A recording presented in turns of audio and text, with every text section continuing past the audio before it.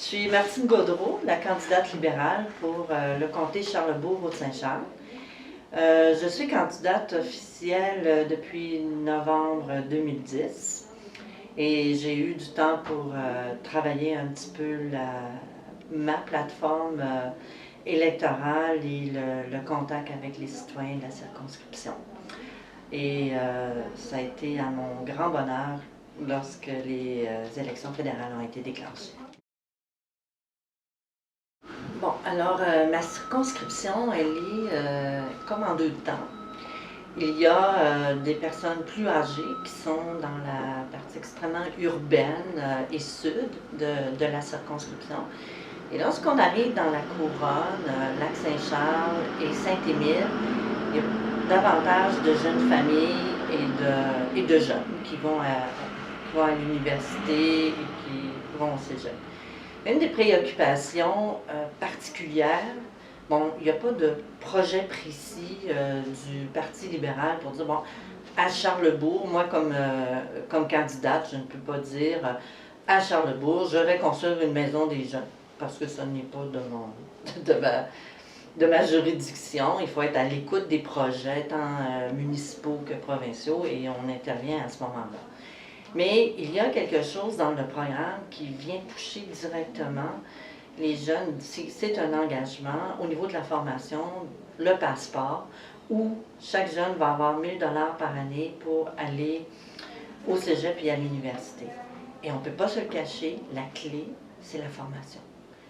Mieux la personne est formée, plus elle est capable de faire sa place dans le marché du travail et d'être un participant à part entière dans la société. Alors ça, c'est quelque chose de concret. Ce n'est pas particulier à la circonscription, mais comme beaucoup d'éléments qui sont dans le programme ou dans les engagements de la plateforme, c'est que ça découle et ça vient se décliner dans la circonscription. Et moi, je m'engage à faire participer le maximum de jeunes et d'en faire bénéficier lorsque les programmes vont être mis sur pied. Parler avec les jeunes et des jeunes de façon spécifique, ça s'est fait davantage dans les rencontres informelles. Par exemple, la semaine dernière, j'étais à la soirée du Patro de Charlebourg. Et là, il y avait quelques groupes de jeunes. Je suis allée leur parler volontairement. Puis eux, ils me disaient que, justement, à chaque fois, je me fais dire « Ah, la politique, on est tanné de ça. » Puis j'essaie de prendre ça en boutade et de leur sortir les côtés positifs de la politique et de la démocratie. Alors, ça a été beaucoup des contacts informels. Et ainsi, avec l'organisme RAP, qui s'appelle, qui font l'intervention avec les travailleurs de rue. C'est beaucoup sous forme de boutade. Ah, nous autres, la politique, ça recommence tout le temps, ça donne rien, c'est du pareil. Et j'ai eu une conversation avec Justin Trudeau, beaucoup par rapport aux médias sociaux et Twitter, parce qu'on sait que les jeunes vont utiliser sont beaucoup plus présents dans ce type de médias. Ils interagissent davantage et bon, vous en êtes un exemple. Mais quand arrive le temps de voter, les jeunes boudent un peu le bulletin de vote et ne se déplacent pas pour aller aux urnes.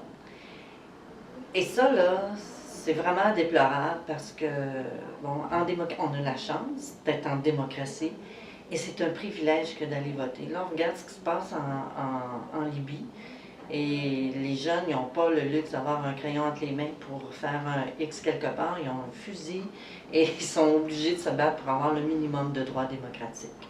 Et ça me touche beaucoup. Et quand on a le privilège d'aller voter et de participer à la démocratie, on a du travail de conscientisation à faire auprès des jeunes pour qu'ils se l'accaparent, ce droit-là.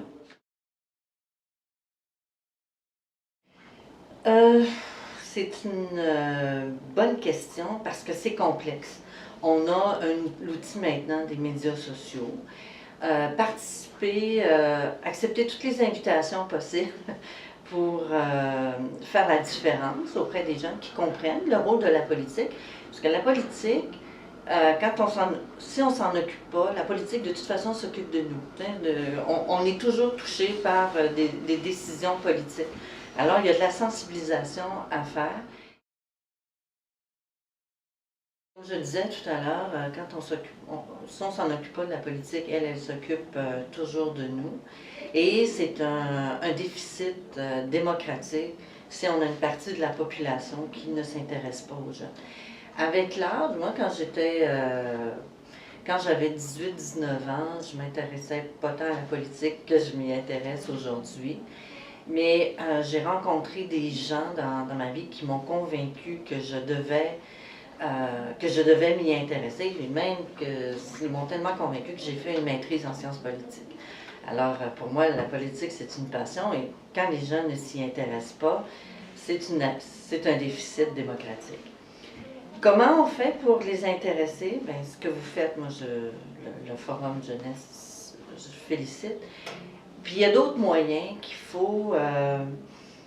c'est certainement par la proximité. Okay.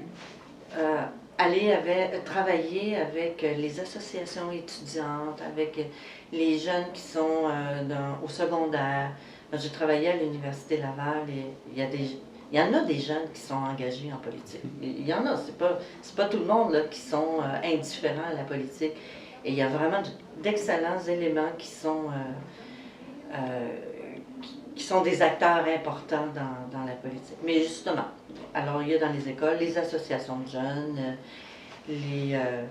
certainement que tout le milieu scolaire est un bon incitatif pour sensibiliser les jeunes.